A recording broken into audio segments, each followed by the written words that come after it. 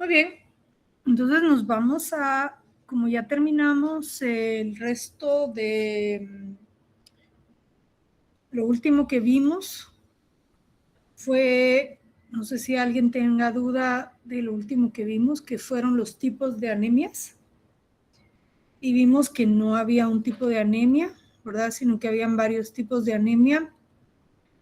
La ferropénica por falta de hierro, la macrocítica, que la podemos dividir en megaloblástica y perniciosa, dependiendo su origen. La anemia plástica, donde hay un daño a la médula, que puede ser reversible, irreversible, y algunas veces puede incluso comportarse tan agresivamente que puede matar al paciente. Y la hemolítica, ¿verdad? Que generalmente hay un daño a los eritrocitos a nivel periférico. Bueno, entonces ya vimos los distintos tipos de anemia y quedamos en que las manifestaciones clínicas que íbamos a tomar en cuenta eran estas. Si alguien no estuvo en la última clase, recuérdense que tachamos de las manifestaciones clínicas, dejamos taquicardia, tachamos dolor de pecho, angina de pecho y paro cardíaco y lo dejamos como taquicardia e insuficiencia cardíaca congestiva, ¿verdad? Y hubo una explicación breve allí. Bueno, muy bien, entonces, sí, Carla. Disculpe, doctora, y rápido, es que, o sea, ¿sí lo tachamos o yo me acuerdo que habíamos puesto que las palpitaciones y taquicardia iban a dar la insuficiencia cardíaca y si no se mejoraba iba a dar dolor de pecho y angina de pecho y paro cardíaco? Exactamente. Pero sí Así los tomamos en quedó. cuenta, ¿verdad? Ajá, Ok. así quedó exactamente.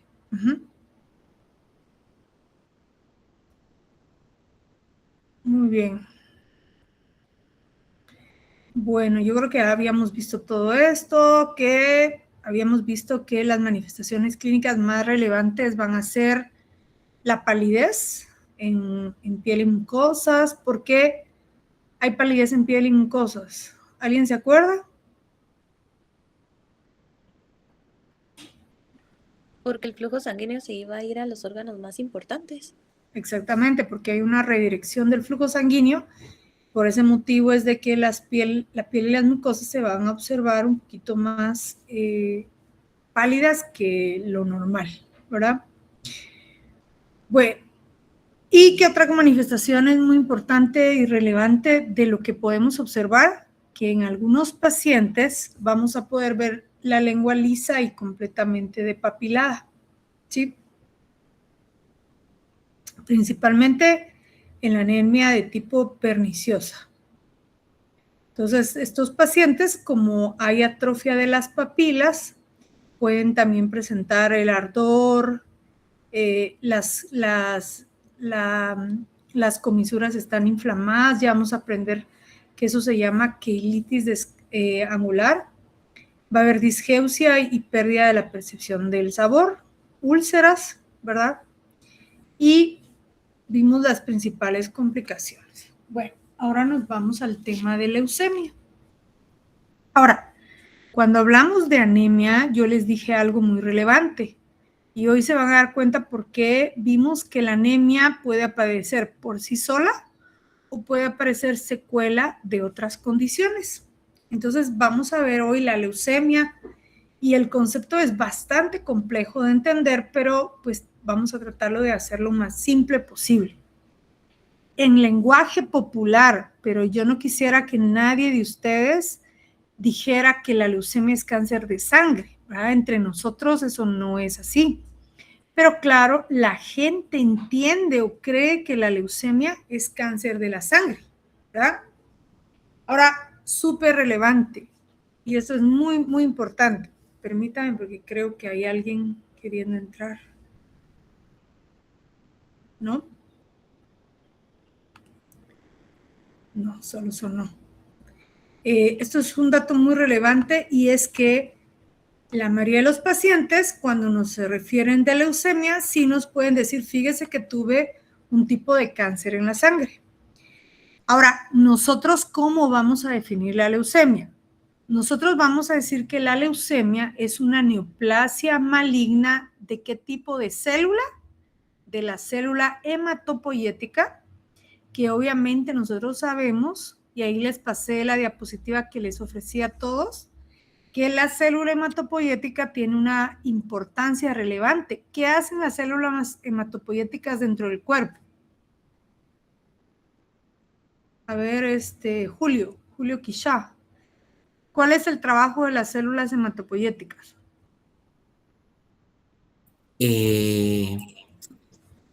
Yo creo que es como que la que produce los glóbulos rojos y todas las demás, ¿o no? ¿Y dónde están localizadas las células hematopoyéticas? En la médula ósea.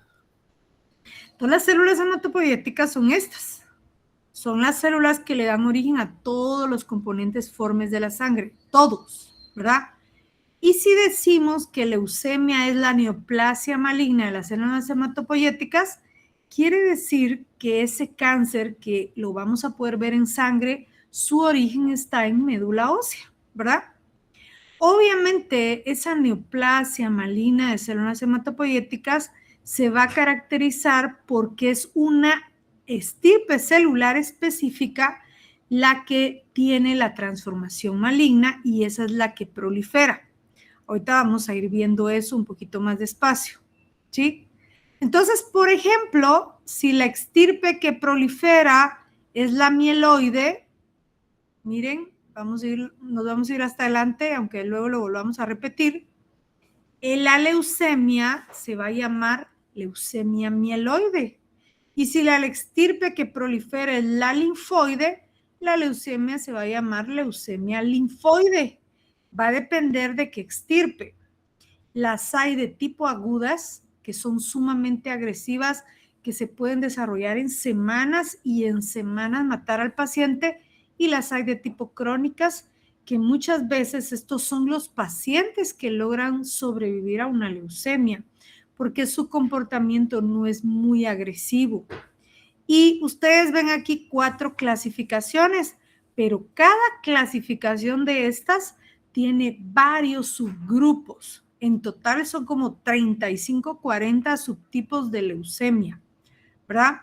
Entonces, ahora sí vamos a entender que la leucemia, que ya no vamos a decir que es un cáncer de sangre, tal vez con el paciente sí, pero entre nosotros sabemos que es una neoplasia maligna de células hematopoyéticas.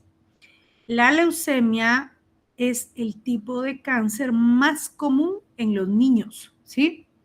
Si alguien ha tenido la oportunidad de ir de visita a un centro oncológico pediátrico o sepa algún niño que tiene cáncer, va a entender que aproximadamente el 50 y tanto % de los cánceres que un paciente padece va a ser algún tipo de leucemia, ¿ok? Entonces, es el cáncer pediátrico más común, ¿ok?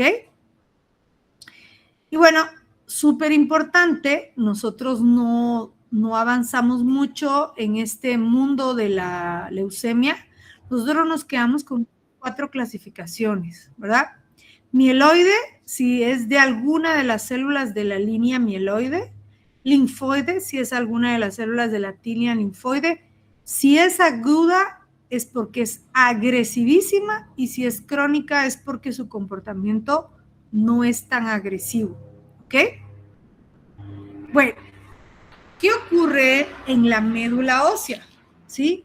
En la médula ósea ocurre que un tipo específico, o sea, una estirpe celular específica, empieza a tener mutaciones que llevan a su proliferación clonal, es decir, que solo ese grupo es el que refiere la transformación maligna. Y aquí podemos ver una médula ósea normal, ¿sí? Con todos los tipos celulares, incluso con suficiente tejido adiposo, y aquí hay hueso esponjoso. Y aquí vemos una médula ósea con estas células que ustedes podrán ver que tienen formas aberrantes, ¿sí? Entonces vamos a ver que este tipo de proliferación obviamente va a haber que hacer un diagnóstico, y ahorita vamos a ver cómo se hace el diagnóstico, y hay que ver qué alteraciones o qué grupo de las células o los elementos formes de la sangre tienen características anómalas, ¿sí? Por lo tanto, ¿a dónde vamos a llegar? Vamos a llegar a entender que en un paciente con leucemia, si bien es cierto, las células malignas están rodando por la sangre, ¿sí? ¿En dónde se origina el cáncer? No es en la sangre, es en la médula ósea. Y claro, las células malignas van a salir al torrente sanguíneo y nosotros vamos a aprender a ver qué cambios tiene ese paciente. ¿Ok? Bueno, entonces, ¿cómo se hace la mayoría de veces el diagnóstico? Para hacer el diagnóstico se puede hacer un examen primero sencillo que se llama frotis periférico. Si uno tiene sospecha de que hay alguna anomalía o como asociada a leucemia, y ahorita vamos a ver qué características clínicas podemos y debemos de tomar en cuenta, se puede mandar a sacar sangre al paciente y se hace primero un frotis periférico para ver si alguna de las células de la sangre tienen un comportamiento raro. Y aquí, pues obviamente podemos ver células, ¿sí? Aquí está la célula normal y aquí vemos una célula con un núcleo mucho más grande, fragmentado, con una forma amorfa, que obviamente al hematólogo le va a llamar la atención. Pero el diagnóstico real de una leucemia, y más de alguien habrá escuchado eso, se debe de hacer a través de una biopsia de un fragmento de médula ósea. Y como ustedes recordarán, en donde tenemos mayores cantidades de médula, pues una zona muy llena de médula es la cresta ilíaca, ¿verdad? Entonces se mete una aguja y se aspira una cantidad representativa de médula para saber si ahí hay células que tengan algún tipo de cambio amorfo, ¿verdad? Vamos a irnos hasta adelante. Obviamente, vamos a ir a las características clínicas. ¿Qué nos interesa a nosotros como odontólogos? Vamos a dejar el tratamiento y eso para después. Y se van hasta la página 361 para hablar de las características clínicas. ¿Qué puedo yo ver en un paciente o incluso en un familiar o incluso en mí mismo, ¿sí? Que me haga sospechar de leucemia?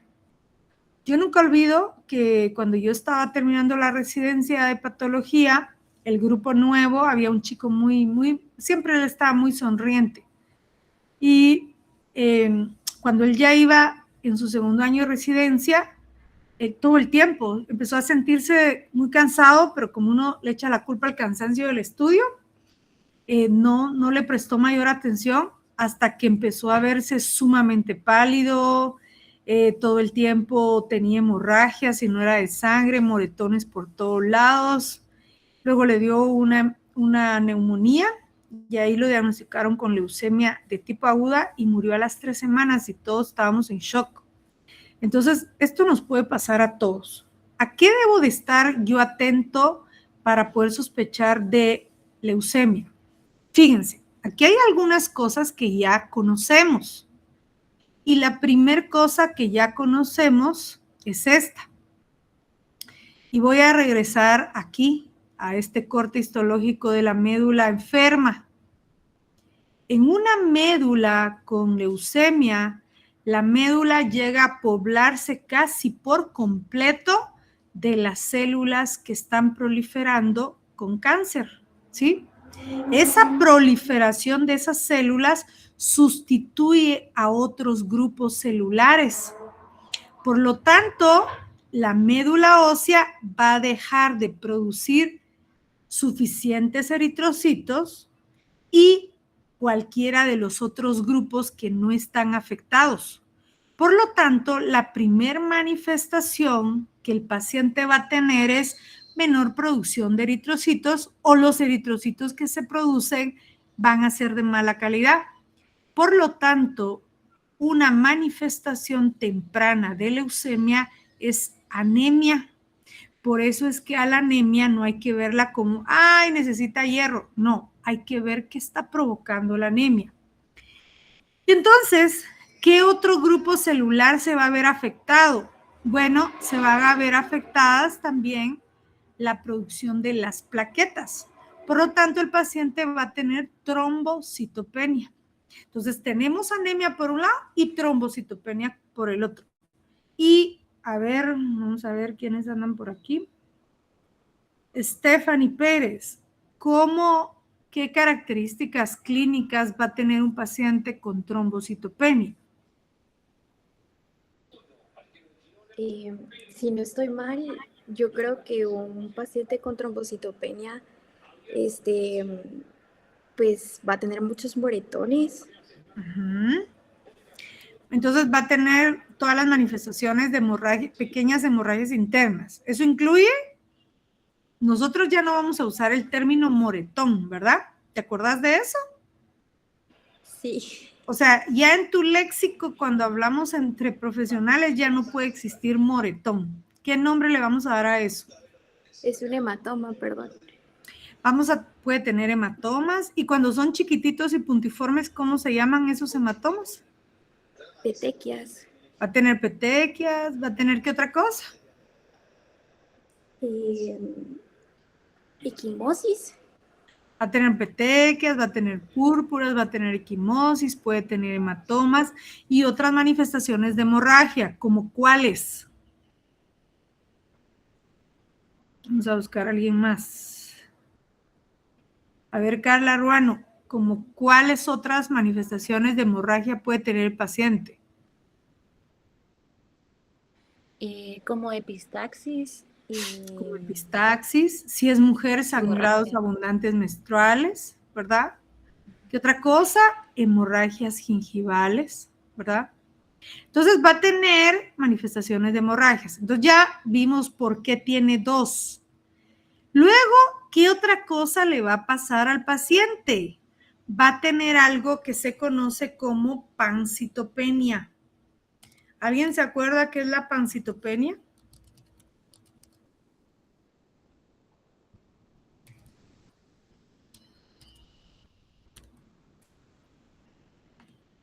¿No es la disminución de las células sanguíneas? Ajá, es disminución de todos los grupos celulares sanguíneos.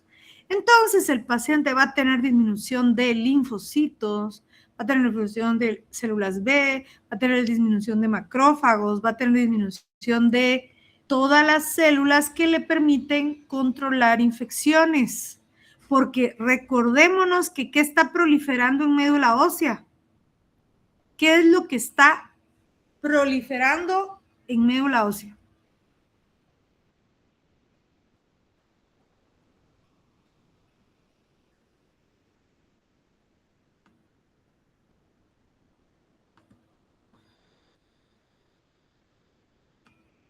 Las células hematopoyéticas, doctora. Lo que pasa es que célula hematopoyética es la célula madre. Esa célula hematopoyética subdivide en muchos tipos. A ver, Rebeca Noriega. ¿Qué está proliferando en la médula ósea? Pues yo entiendo que todos los tipos celulares sanguíneos, como los eritrocitos, los leucocitos. No, eso no es cierto. A ver, ¿qué acabamos de explicar? Doctora, ¿no sería dependiendo de cuál esté afectada? Digamos, como usted explicó de las mieloides y las linfoides. ¿Pueden ser células cancerosas mieloides o linfoides, no? Exactamente. Ya explicamos, fíjense, ya explicamos que la célula hematopoyética es la célula madre. Ella se subdivide en estos subtipos. Las leucemias pueden ser de tipo mieloide o de tipo linfoide. Solo un subgrupo celular va a ser el que decida, yo voy a presentar cáncer. ¿Sí? Solo un subgrupo celular. Por ejemplo, un cáncer bastante común es el cáncer de linfocitos de tipo B, ¿sí? Pero ¿qué va a ocurrir en médula ósea? Solo ese subgrupo va a proliferar. Ese es el que prolifera más y ocupa casi toda la médula. ¿Y qué le pasa a los otros tipos celulares? Rebeca, Disminuye. disminuyen. Los otros tipos celulares disminuyen. Por lo tanto, el paciente, ¿qué le va a pasar?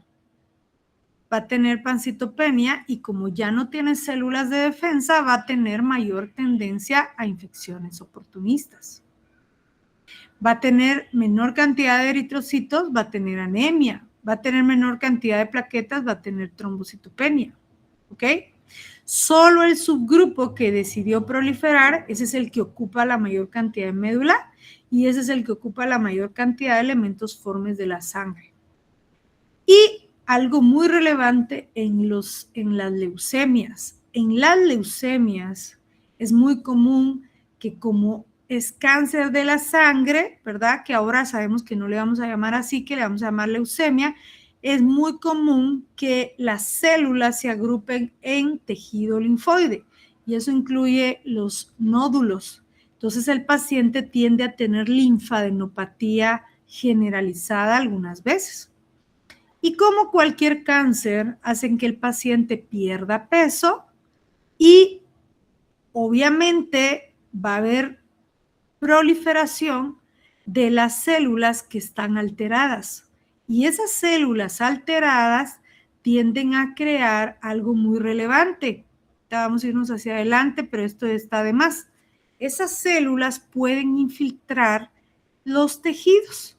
Por lo tanto, miren cómo puede verse un paciente con leucemia en un estadio a veces temprano, ¿sí?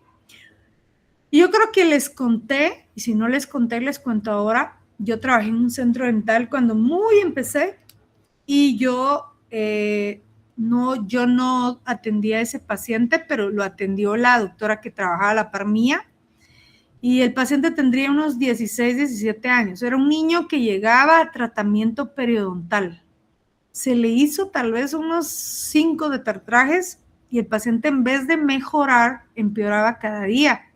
Aparte de que era una hemorragia espantosa cada vez que se le hacía el tratamiento y todos pensaban que era una enfermedad periodontal. De repente el niño ya no llegó y un día llegó la mamá a agradecernos que el paciente había muerto por leucemia. Y obviamente yo no lo vi, yo no era ni patóloga, no, pero se nos fue. Nunca sospechamos que el paciente lo que tenía era leucemia en vez de enfermedad periodontal. Entonces, las células pueden invadir los tejidos, ¿ok? Ahora, ¿cómo voy a ver un paciente con leucemia? Claro, aquí estoy viendo 2 pacientes ya diagnosticados. ¿Qué tienen los dos? Miren lo pálido que están. ¿Por qué ese paciente está pálido? ¿Por qué ese paciente está pálido? A ver, Sebastián Monterroso, ¿por qué ese paciente está pálido, Sebastián?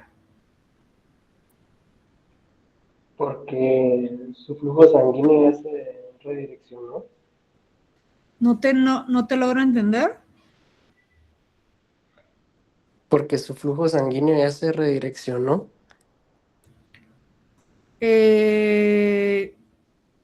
¿Hacia dónde? Hacia sus órganos. ¿Y eso por qué? Porque por el estado en que se encuentra.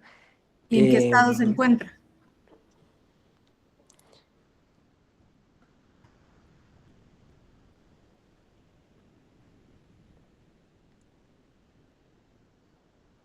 A ver, ordena tus pensamientos. ¿Por qué ese paciente está pálido? Una respuesta coherente. ¿Por qué ese paciente está pálido? Ya dijimos que tiene leucemia, pero ¿por qué está pálido?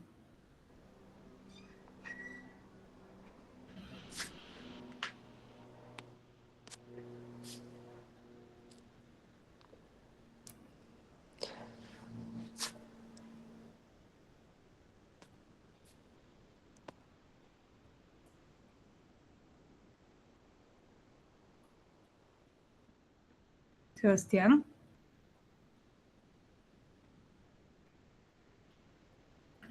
Dame un ratito, Valeria. Porque, bueno, por falta de las células. ¿Qué entiendo? Imagínate que estás en pleno examen.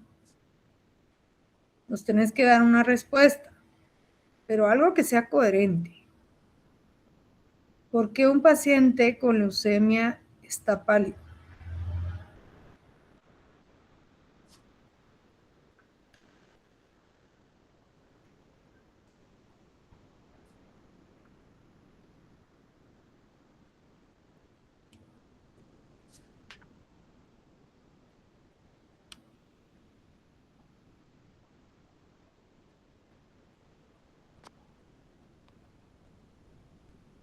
La respuesta es fácil, yo lo acabo de explicar hace un ratito.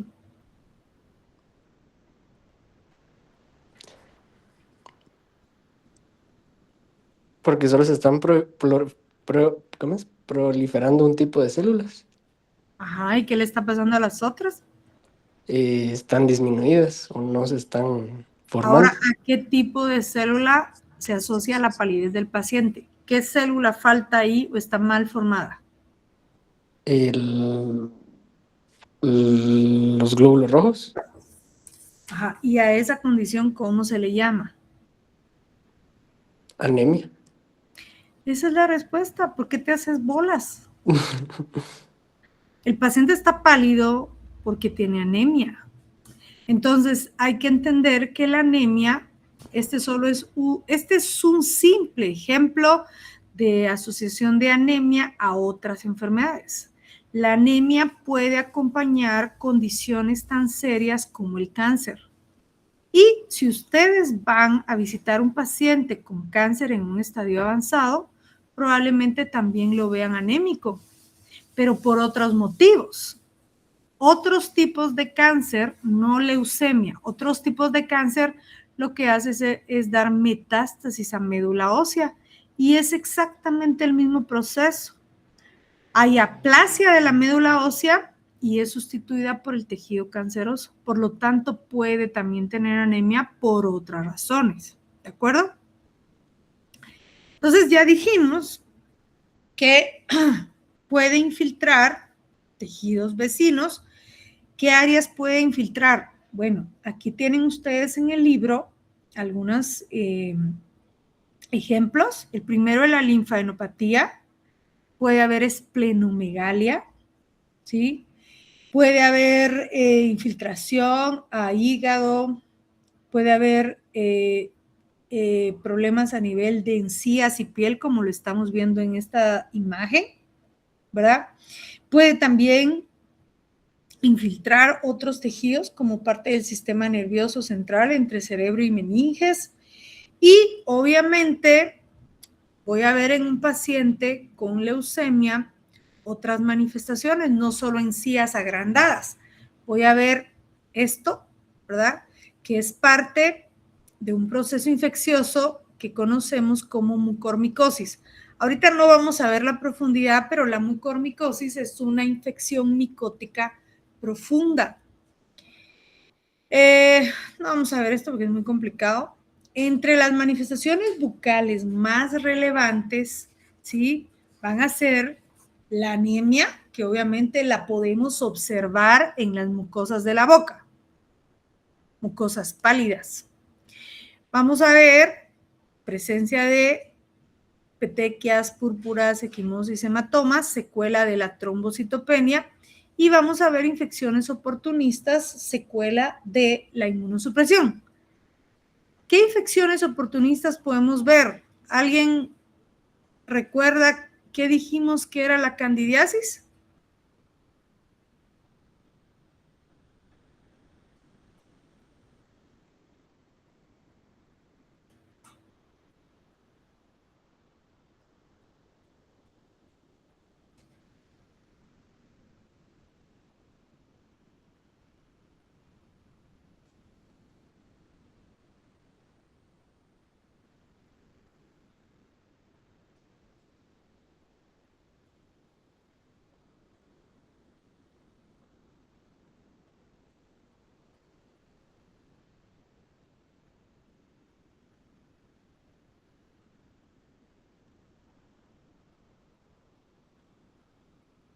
Aquí nos vamos a quedar hasta que alguien me responda. Infección oportunista por el hongo cándida, ¿no? Exactamente, un hongo que básicamente tenemos la mayoría en la boca. Y vamos a ver otras infecciones como herpes, podemos ver hiperplasias gingivales como las que ya hablamos hace un momento, pero lo más llamativo en ellos inicialmente es las lesiones en las encías y la presencia exagerada de petequias o púrpuras en zonas donde normalmente no debería haber, ¿verdad? Y la otra cosa que puede ocurrir, ¿sí?, en estadios más avanzados es la presencia de tumoraciones o lesiones violáceas que al hacerles una biopsia, obviamente lo que vamos a encontrar es la presencia o la proliferación de ese grupo celular que está provocando la neoplasia. Las úlceras siempre por alguna razón acompañan a un paciente con algún problema de inmunosupresión severa, ¿sí? Obviamente el hongo cándida, ¿sí? Y algo muy interesante, vean cómo un paciente con leucemia, generalmente moderada a severa, generalmente de tipo crónico es un ASA 3, y los estadios avanzados ya son ASA 4 y ASA 5. Vamos a dejarlo aquí porque veo que están cansados, tienen poco interés. Yo iba a adelantar un poquito más, pero no creo que valga la pena. Yo prefiero verlos en clase y voy a buscar hoy en la tarde un video para ver que adelantemos el tema de accidentes, que es lo siguiente que nos toca ver en clase el siguiente día de la clase. Así que nos vemos en clase el día lunes. Doctora, una pregunta. Solo quería saber cómo se llamaban las manchitas que estaban en el paladar duro. ¿Cómo se llamaba qué? La imagen que nos mostró, que nos dijo que se acompañaba con hiperplasia gingival y esas manchitas que están en el paladar duro también las... Esto. Ajá. O Mira, eso es ajá. Esto que estás viendo es la fase inicial de una infección micótica muy agresiva que solo da en condiciones de inmunosupresión severa, por ejemplo, diabetes no controlada, estos pacientes con leucemia ya en un estadio muy avanzado. Esto se llama mucormicosis. Esta es una infección que da por un hongo que generalmente está en donde hay cereales, ¿sí? Y que muchos de nosotros hemos estado en contacto con él, pero obviamente nuestro sistema inmune lo ataca, lo destruye y no pasa absolutamente nada. El problema es que un paciente con leucemia no tiene las defensas suficientes para destruir el hongo, entonces le puede dar la infección, pero no es algo muy común. Más adelante tal vez logremos hablar de mucormicosis y se puede dar en cualquier parte de la cavidad nasal y oral, pero por alguna razón, como lo que nos compete es boca, lo vamos a observar como un área de necrosis a nivel de la cavidad oral. Yo creo que tengo aquí un caso de mucormicosis en un paciente. Dame un segundo, voy a ver si está... Yo creo, solo voy a dejar de compartir. Dame un segundo.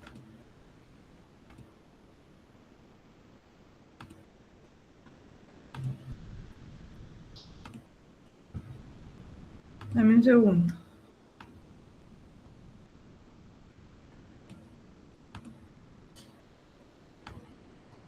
Voy a ver si lo tengo aquí. Este caso es muy triste porque el paciente murió muy jovencito. Vamos a ver si lo logramos ver.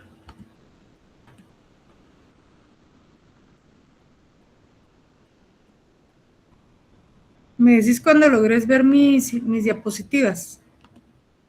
Sí se ven, doctora.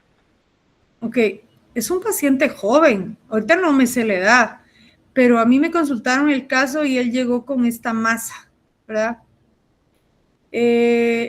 Obviamente esto que estás viendo es un tipo esto se llama linfoma, que es otro tipo de neoplasia maligna de tejido linfoide. Este afecta únicamente linfocitos, ¿verdad?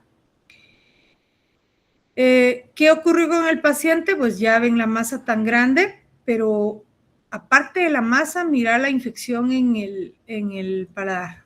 ¿La logras ver? Entonces, Sí, doctora. se le tomó una biopsia al paciente. A esta no. ¿Sí logras ver la lesión, la gran úlcera en el paladar? Sí, sí. Mira esto. Entonces el doctor le tomó una biopsia. Ahorita te vamos a mostrar el estudio histopatológico.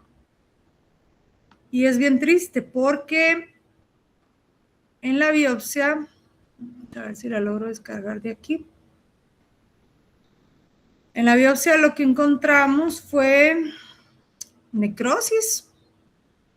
Y junto a la necrosis mandamos a pigmentar el tejido porque mi sospecha era una mucormicosis. Y tú vas a lograr ver acá que hay unas estructuras, mira, ¿logras ver las hifas? Sí, Hay doctora. hifas y un montón de estructuras redondas. Esto es el hongo. Cuando el hongo logra proliferar, forma estas hifas, igual a la candidiasis. Y esto lo da esta infección que se conoce como mucormicosis. Lo que hace el hongo mucoral es atacar los vasos sanguíneos del tejido. Y al atacar los vasos sanguíneos del tejido, obviamente deja sin aporte vascular el tejido se va necrosando y él va ganando camino porque vive en zonas donde hay tejido necrótico. ¿Lo ves? Entonces, obviamente lo que estamos viendo ahí es un paciente con un cáncer estadio muy avanzado y esa infección que le provocó, aquí la vemos tal vez mejor, esa necrosis en paladar. Esto es mucormicosis. ¿Ok? Sí, muchas gracias.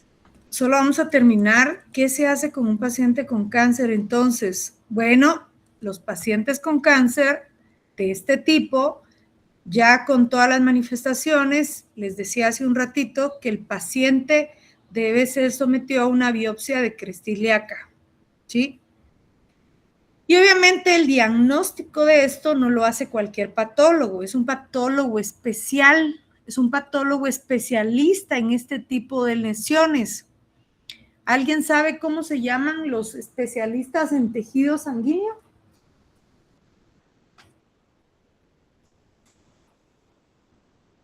¿Será hematólogo, doctora? Excelente. El hematólogo es el especialista en tejido sanguíneo, por lo tanto, el patólogo especialista en neoplasias malignas de tejido sanguíneo se llama hemato-oncólogo, ¿sí? Entonces, él es un patólogo hemato-oncológico y él es el que tiene que hacer el diagnóstico. Dependiendo del tipo, se le da al paciente solo quimioterapia y algunas veces necesita, ustedes habrán escuchado más de alguna vez en la vida, que el paciente necesitó radioterapia y trasplante de médula ósea, ¿ok? El trasplante de médula ósea es una de las cosas más complejas de hacer.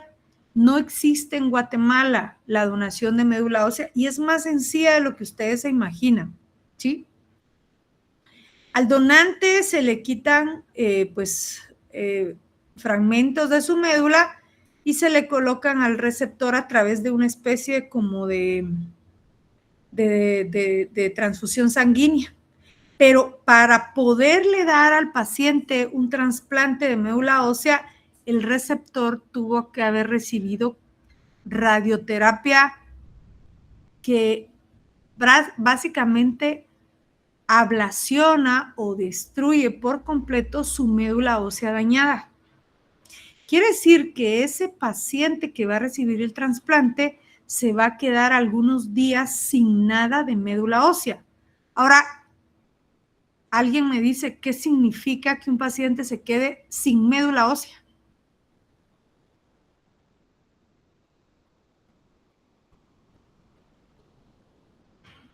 Que el paciente no tiene defensas propias. Paciente no forma eritrocitos, no forma plaquetas, no tiene ninguna defensa. Quiere decir que en ese lapso en lo que le destruyen su médula y recibe una nueva y esa nueva se adhiere y empieza a funcionar, el paciente puede morir. Y si alguien se acuerda de la historia que les conté de nuestra estudiante que tenía anemia plástica, eso fue lo que le pasó. Ella murió en ese lapso en lo que le destruyeron la médula y le empezaron a trasplantar la nueva. Entonces, es un periodo muy exigente de un control riguroso de todo lo que el paciente come, toca, respira, porque si se logra infectar de algo, puede morir por esa infección, ¿verdad? Entonces, el tratamiento va a depender de qué tan agresivo sea.